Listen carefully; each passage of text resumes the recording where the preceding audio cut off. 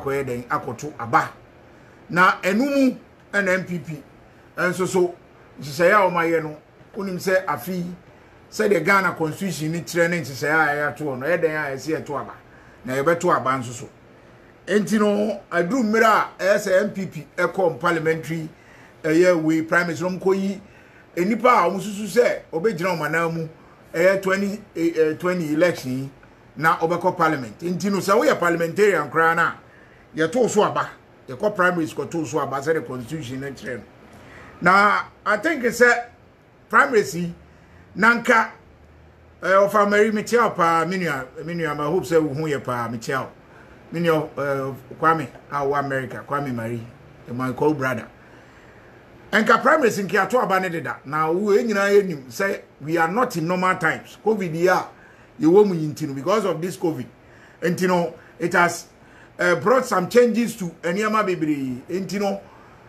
said the tie no the changes in Swaba, the MPP, so primaries, there's almost postponed. Now, almost follow the measures that has been put in place, no, so that you bet to me, I protect you on COVID equally. And you know, about one almost change at the buyer, but we do 20 of year. Namea do my mean there anyway. Now, I think it's other candidates, if you are contesting a incumbent, you know, a be challenging. It is also a December PP. I think it's me from before some message.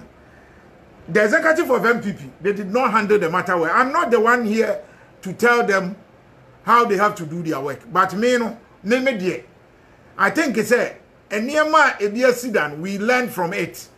This sort of primary Nissan man, Ebia Sia, and I think it's by now I hear Koya and say politics there. Yenya bibia pepepe. Now so no, if people are not treated equally after wire bibia, it's difficult to bring these people back to support you. And untinu ni ebeko any competition, you have to give anyone level playing field. What I say no no ko hu ni suntre level na wo hu. But ekoko ba say ye ba beto aba. Anti say ya yeni. Na ya pe kwan bia say no. We are protecting some people. And we will try to disqualify some people. Esa na ya. Na ede yaw ababinum. Make us say, menka will not miss west. A yaw obinum pa because I have someone I know. Na no. She was willing to contest. Sabi. A quiet fast so I did disqualify and then the papa. Sabi MPP party. Your democracy. Minim say a party. And your party say something like ye hampeke nkrofo keke ye ma wo servo and true that no anyi ni ato so aba na wo di aba benya position bi wo party ni enye hampeke se bia ye hampeke wo ba be gina we be gina ha so etino there are some things ekoso a enye ese ye ka if say follow MPP politics wo ho I think say democracy ni de omudi mu hini pa if say Ghana say ko way back ni ehwe omo a edimu om de beti MPP na efa Ghana kura no ye de ba de abeform political party ne neman na hwe UP for traditional MPP de atri na so om ti democracy ase e so om sha ase no metima ka se de ya pioneers in Ghana democracy UP for so ata so hwe even UGCC enu nkrofo atri no dodo na akoko ye UP for na what I say otumu se om ye pioneers in democracy ntinu se ababedu mpempenso se ya na nsa se democracy no to nase. Enti sabi I won't sit here and be happy for the things na e koso no. Enye good for the party. I will not miss enye.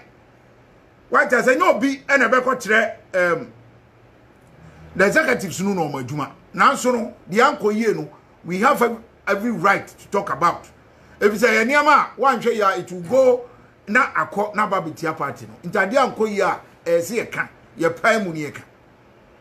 Ewo mu say omo na wo tumi party ni constitution mom we so mu ngina so council of elders any your friend is saying appeals committee any de keka ho die na so niam bia ntwa ye dia ye beka if say sabi say the parliamentarian bia na wo ho sese no ya hampeke na ye gina ho a onu compete obi me eto ne so aba no na nya say sabi ebinom wo ho a as we are protected especially in your stronghold it's totally bad.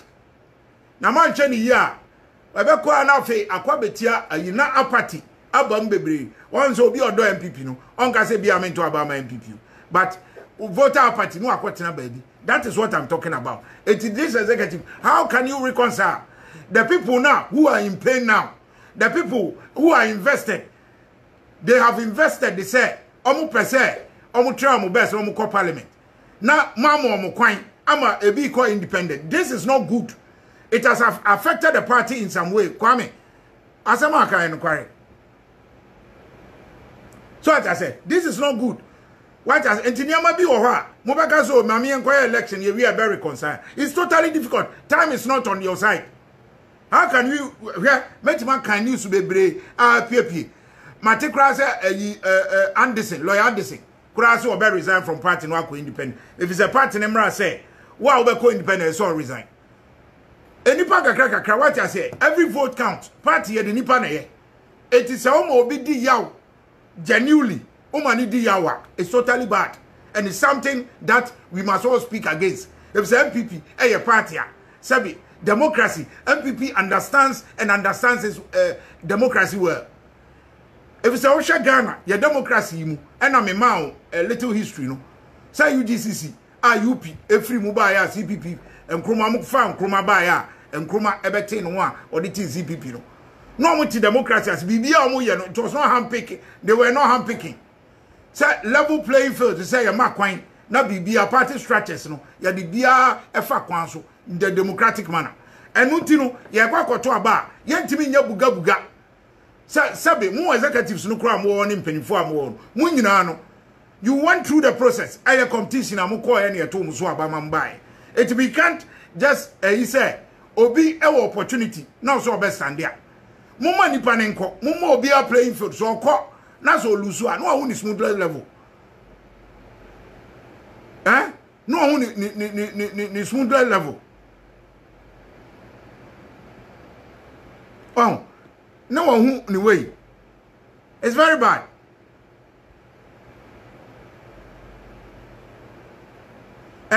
It's very bad. Enti nya de a etwa yie aba no de den a mo bekwa akoto but the mentias ya ne say there are so many people. And Yama would disqualify a bino. Chasan said, I'm Fakwamu.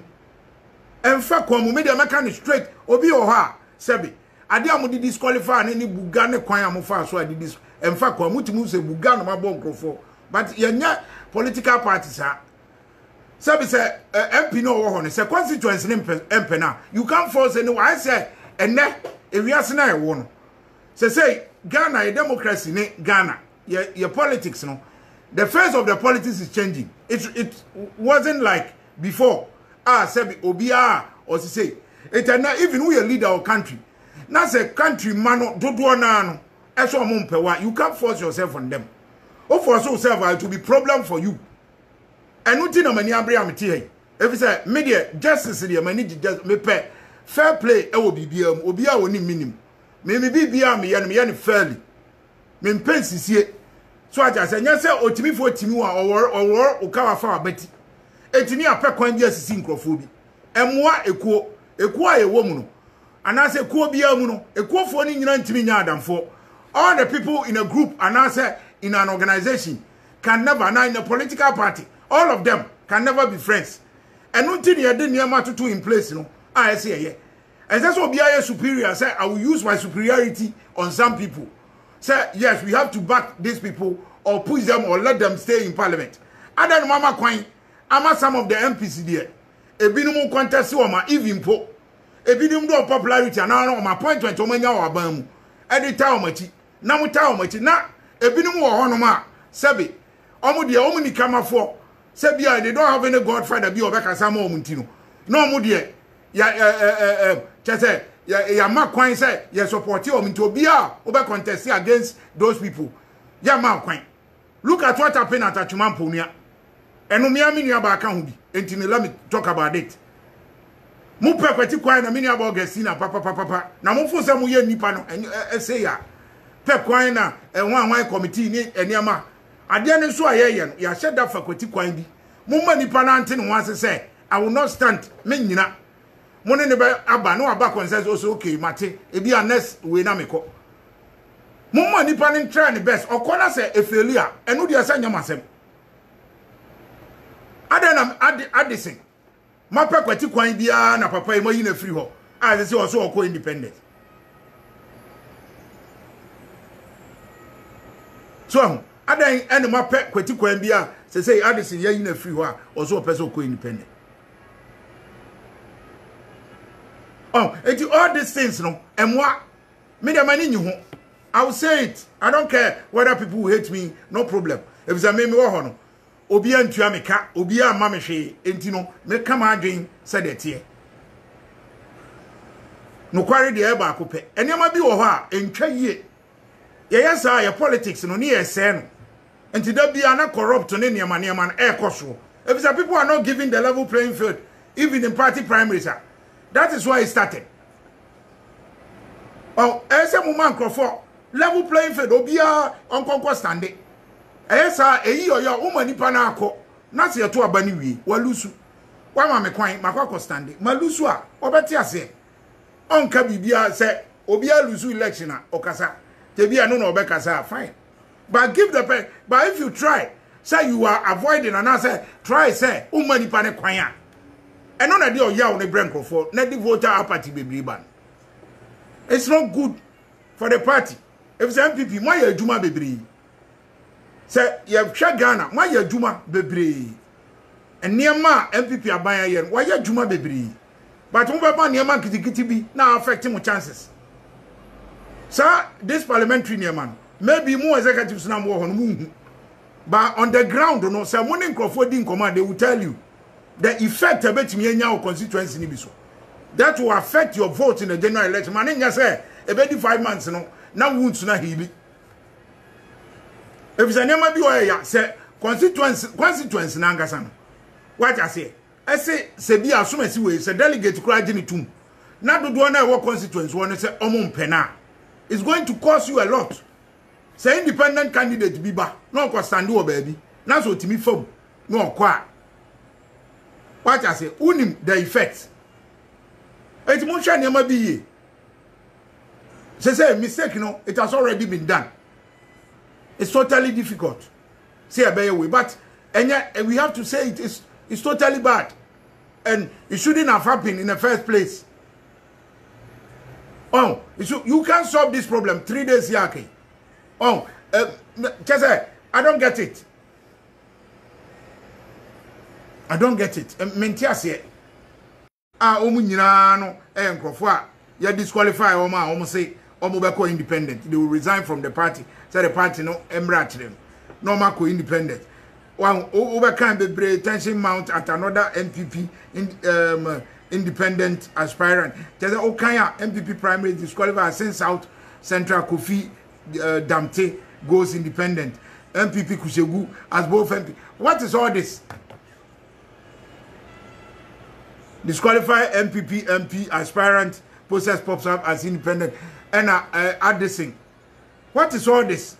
Lawyer Philip Anderson to resign from MPP and contest as an independent candidate. We can't continue like this.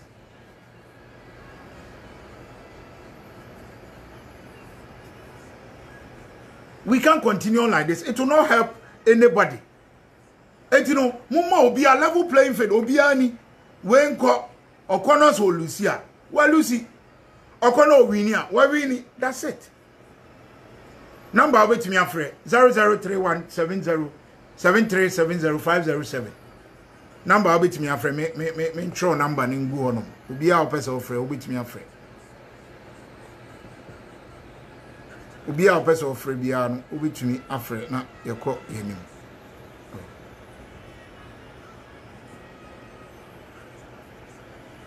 Oh, entino Saturday election na dia beba so. Eden ebebaso yepeu ebebaso nemum this is ensem na etepie no enye ensem a eye nika enye adepa. It's totally not good at all. Enya nije sem sabi MPP ba bia ni wa na nije settings we ebe koso MPP party. Oh enye I think that the issue no enke betimi handle ni ye na tumi aboa na aye but e kwan a ye fa so e handle issue ni die entwa yi kra entwa yi kra it's totally not good at all entwa yi kra but say no e kwan ben me de me dwen ho ne say e kwan ben na ye betumi afa so a e betumi aboa ama party no etumi akọ nanim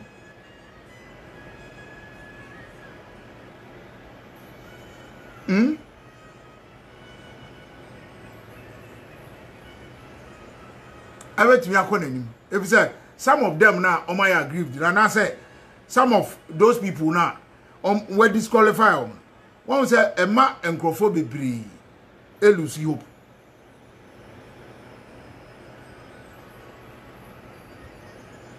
and you know what person friend who should bet me afre 0031707370 numbers na na wo screen so ya na krofo bebree bomb so boss see me ba me be line into but me be atum okay and you know e dey Saturday ye ba so some of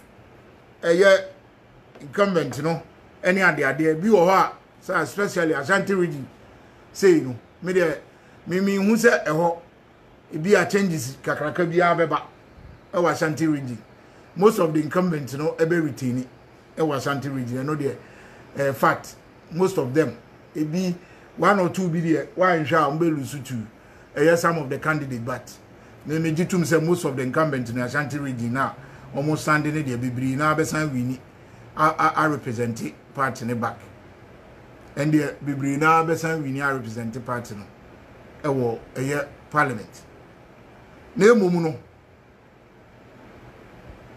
e kwan na e fa so ne de entwa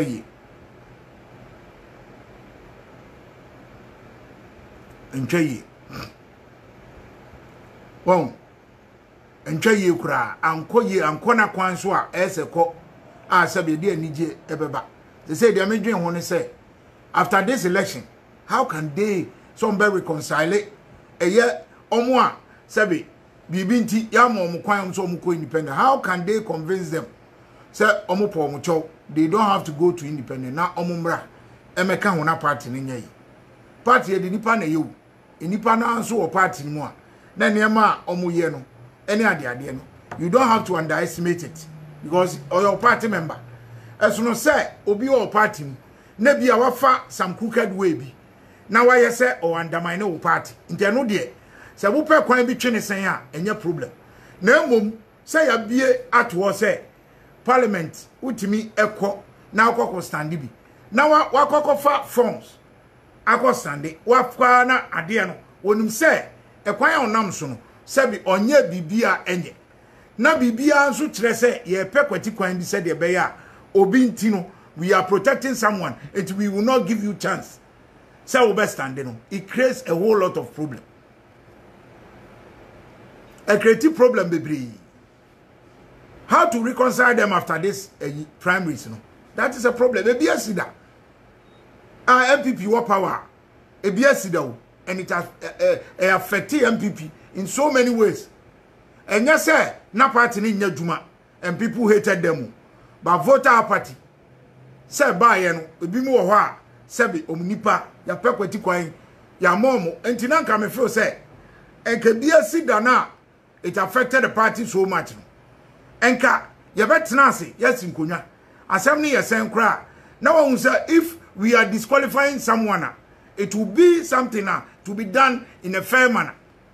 And Konkoba say ye bo binimu buga to disqualify them just because say ebi a oni godfather bi ebi a oni obi but at the same time some of the incumbents in there ya ma binimu kwan push you say they have to go and stand against some of the incumbents omo de omo ho no na omo de obi no nkoko challenge ebi de omo enye se obi no nkoko challenge meanwhile omo nyina nso all these MPs no they went through the same competition, the same primaries before they became MPs.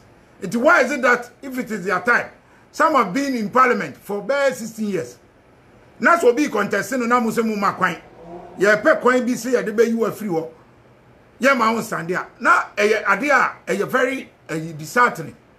Disgusting because party ne ntesa MPP die eye party a sebe democratic way a fair play justice eye adwuma ewom a obi anim se anya party se di buga nti anu na free hifa well at least e bi asi ekwan bi so ema enipa bebre e de oyaw ene niema party ne de odo no se de so oye obeye but ekọ ba bi ana a call against a but we see mo se Ghana for isu ade a enti number ne da ho no da bia nkrofo bom so bo mi we program na se me ba match at least 1 hour and 45 to 1 hour yes asempa itia me ye program a ya na me nche ba nkrofo bebre mi wi a omba mi inbox anka wo de we a umbie line tum ne ade tene de ma bia tuma mama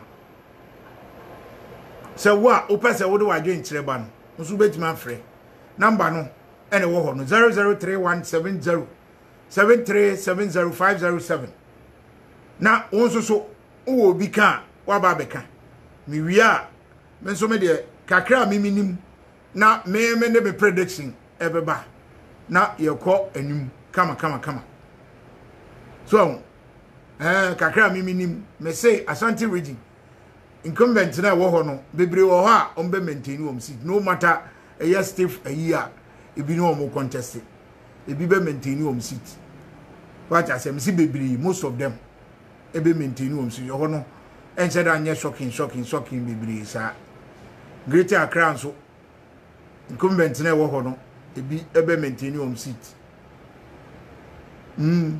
just all over no incumbent ni bebre wo ho be maintain wo seat ombe maintain no ma sign ya to so aba akọ parliament e hono de so mbe wini so mu wini ndie eno de e hono nyanu ye te dura made prediction but Saturday no I don't see say there will be many surprises say you benya new faces dudu bia old people na no e bi be gusu a wo ho me prediction no old people na no age ba bia some of the MPs no omun kobiu any ade baby a yenu aba yi akoka ayi fu soldiers insensemi se wa no ono se mi tipo no obewini obo se minim so ni incumbent ne understand obo betima wini kwesi akwa nso betimi awini Kofi Ofosu ono nso betimi awini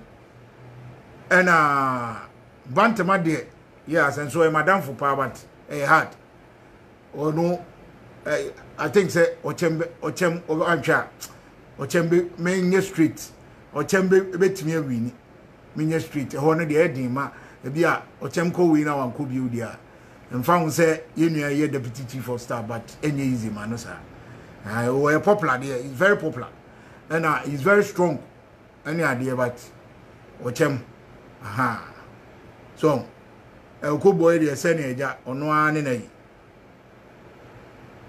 na Koboy de oho de ono a obeko ena price nso Seta Champon obesan fana de as for a Brian de sene ono a master obia ne mpre ho enkoko also one shot there will be surprise on koko one shot a difficult but the one shot David ene papa no therefore omo de bebo but enye easy e ho no de any prediction e kakra but a difficult ai nkoko jeme kakra me makano no de aka ne de me gitum say most of ni de incumbent no ebefa most the incumbent ne befa ai most ne de incumbent na be for my day. Enti no me try kakra be 5-6 minutes. Na call no so betimi afre. Opa betimi no predictions so aba. No problem. 00317073700507. Opa also betimi no prediction aba. Na ye call yenim. Opa betimi no prediction aba na ye call yenim. 00317073700507 MPP parliamentary primaries said you be kono nyame adoma Saturday ene ho nsem na yeka enti no me de medical de enipa kakra bi a me feel say omo no se wo hwe se de ekwa me de mji tum se Saturday no betumi adi nkunim yenu aba doctor say wa ba bi a wo stand ne tafu pankro no se eho no obetumi adi nkunim Kofi Ofosu ewo Asante Achim Central obetumi adi nkunim obo nso ya Asante Achim ono ya South Anai ba bi sa ai ono nso obetumi adi nkunim sa mpraiso eye papa ono a Seta Champo ono a na ye ne dia obesan adi nkunim bio and there no doubt about it kokko na eye bibi kakra eye so ntiro ochem nso betumi adi nkunim ewo Bantama very hot but I think so ochem be di nkunim ntino arofo we dey me bie line to mu ntino obi amfre mo pa cho mo find mo bo me so bo aha enti me di mbesi a na nyame adoma ya twen Saturday updates ni nyina said ye be koso ewo all the centers any constituencies ni nyina ye be brem na I hope say on be kone boko enkonko ye gidigidi bia eye asumdwie na ye hwehwe se ebeba na nyame be ya dom na yakokoto aba na wi na de obedi nkunim no otumi eni de obedi nkugu no akabu na afi omo ayabubo omubuga no apɛ kwan a on betumi dia reconcile won said ye be ya ebe boa party nkanko na me chiram no nka mo ma ba